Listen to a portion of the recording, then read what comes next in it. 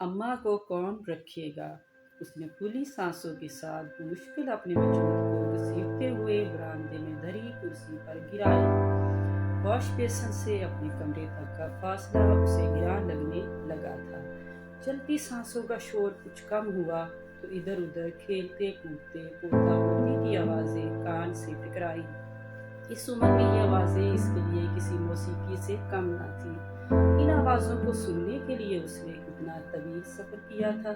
ये उसके माथे की लकीरों और चेहरे की झुर्रियों से बयां था। आज साल भर में पहली बार ऐसा हुआ था कि इसके शौहर के जाने के बाद सारे बच्चे अपने बच्चों के साथ एक साथ जमा थे। भाई ज़ियाम, तुम तो जानते हो मेरी और तुम्हारी भाभी की बैंक जॉब है। हम सुबह के निकले शाम गए तक घर लौटते हैं। इतना वक्त अम्मा को घर में कौन संभालेगा। मेरी तरफ से तो तुम माजरत ही समझो। साथ वाले कमरे से आती बड़े बेटे की आवाज़ ने इसकी समातों को चौंकाया।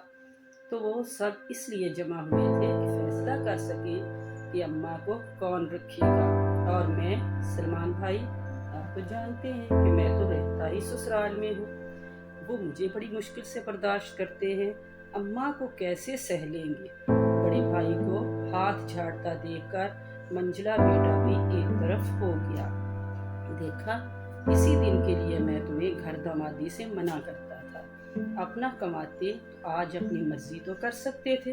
मंजिले की बात पर बड़े बेटे ने नकारना चाहा। हाँ तो आप तो भाई अपना कमाते हैं, आप कर लीजिए ना अपनी मर्जी। मंजिले ने लिहाज बलाए ताक रखते हुए आईना दिखाया।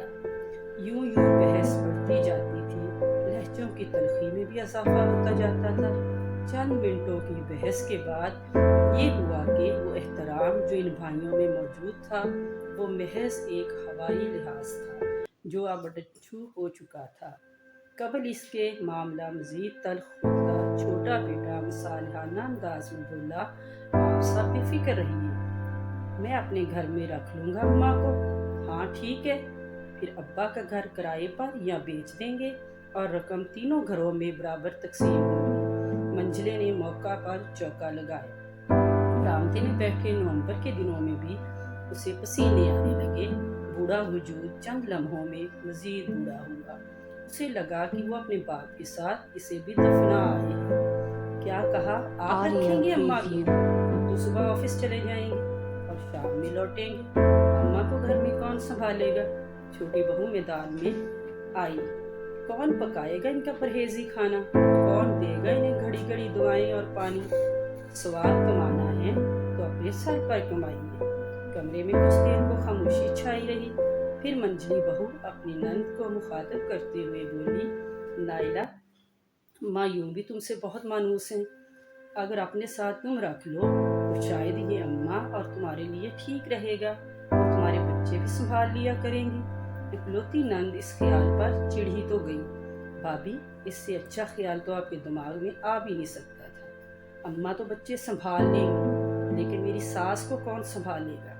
बलाई मंजिल में रहती है, 3 बार आते जाते लोगों को ढूंढती है। अम्मा को देखकर मेरी जान खा जाएंगी। और एहतशाम, इन्हें तो आप जानते ही हैं, वो क्या नहीं कहेगा कि मेरी अम्मा को तुमने अपने साथ नहीं रखा। तुम अपनी अम्मा को किस मुंह से मेरे घर लाई हो। और ना भी कहें तब भी इनका मिजाज ऐसा है, वो तो पराये मेहमान को एक दिन से ज्यादा बर्दाश्त नहीं करते। कजा के मुस्तकिल रख लो। सीने की घुटन कुछ और बड़ी थी। माजी की यादें एक एक करके इसके दिमाग के पर्दे पर दस्तक देने लगी। बुढ़ापा भी अजीब शय है, सब भुला देता है सिवाय माजी की। वो जब ब्याह कर इस घर में आई तो अपने बड़े से घर के सामने ये घर छोटा लगा करता। वो जरा जरा सी बात पर जिद करने वाली, बात बात पर नाक मुंह चढ़ाने वाली ने इस खुशदिली से अपने मियाँ के छोटे से घर में खुद को एडजस्ट किया था। ये बात उसके वालिदैन के लिए भी हैरत अंगेज थी। 4 नए दिन खुशी खुशी गुजर गए, लेकिन फिर उकताहट होने लगी। वो आसाइशों की आदी थी, इस छोटे से घर में कैसे रह सकती थी। वो सोचती थी अपने बाप से कहेगी कि अच्छा घर ले दे, लेकिन ये सोचकर चुप हो रहती कि इसके शौहर की खुददारी पर सवाल उठेगा। जब पहली औलाद घर में आई तो खुद को जैसे भूल भाल गई। इसके लिए सब कुछ वही था। शौहर खुददार था, लेकिन एहसास छूकर न गुजरा था। औलाद की खुशी में वो इस पर भी आंखें मूंद गई। दिन महीने साल पर लगाकर उड़ गए। 3 बेटे और 1 बेटी, इसकी यही कुल कायनात थी। वो इन्हीं तीनों में गुम थी। एक यतीम रिश्तेदार बच्ची ने इसकी माँ को चुराया। हाँ, वो 1.5 माह की बच्ची इसकी बाहर बचाई थी, जिससे इसने भरपूर मेहनत और मोहब्बत से पाला तो था, लेकिन कोई उम्मीद ना रखी थी। कोई ऐसी उम्मीद जो वालिदैन को औलाद से होती है।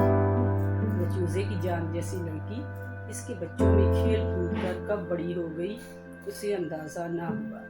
छोटी फुफ्फो आई है, इसके पोते ने इतला दी। एक उम्मीद ने सर उठाया, लेकिन नाउमीदी ने आंखें दिखाई। जब सफेद औलाद ना रख सकी तो वो क्यों रखेगी। सारा है सुबहान के साथ आई होगी। अब्बा चले गए तो सोच रही होगी शायद इसे भी विरासत में कुछ मिल जाए। ये खुद तो ऐसी चालाक नहीं, जरूर मियाँ ने पट्टी पढ़ाई होगी। कॉन्फ्रेंस रूम में खुदबुद होने लगी। अम्मा अब यहाँ क्यों बैठी हैं? तबीयत तो ठीक है ना? वो लप कर अम्मा तक आई। पूरे 1 घंटे में पहली बार किसी ने उसको महसूस किया था। मैं और सुबहान आए हैं आपको लेने। आप यहाँ कैसे रहेंगी अकेली? मेरे साथ चलिए ना, मुझे आप बहुत याद आती हैं। यहाँ भी तो आप अकेली हैं, वहाँ मेरे साथ रहिएगा। वो वालिहाना अंदाज में लिपट कर बोली। वो जब अपने घर को अलविदा कह रही थी तब उसने देखा वो जो उसके बुढ़ापे की सामान्य राहत थी, वो इसकी अपनी नहीं, पराई औलाद थी।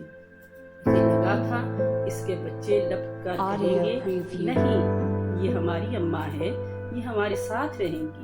लेकिन उनके लबों पर तो जैसे कुफल पड़े थे। आज वो चीख चीख कर सबको बताना चाहती थी कि बुढ़ापे के सुकून का सोचकर औलाद को पालने वाले किस कदर बेवकूफ लोग होते हैं।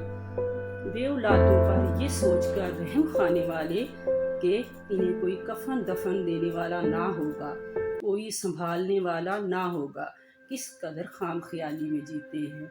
बे औलादों को लावारस समझने वालों पर जिंदगी कैसे हंसती है, इन्हें अदराक तक नहीं होता। खून के रिश्ते इंसानियत के रिश्तों से बड़े नहीं होते। मेरी अम्मा नहीं रही, लेकिन वो जब तक थी सारा और मैंने इनकी बहुत खिदमत की। मुझे लगता है खिदमत और लिहाज ज़र्फ वाला ही कर सकता है। जिसमें एहसास जिंदा है, इंसानियत बाकी है, वो किसी को भी अपना बना सकता है। और ये सब सारा ने मुझे सिखाया। और सारा को आपने, ये नेपालक बेटी का दामाद था। उसे लगा उसने औलाद जो जवानी पाली थी, इसके बुढ़ापे ने आकर सिखाया था कि औलाद कैसे पाली जाती है। गाड़ी में सवार होते हुए सारा ने अपनी मुंह खोली।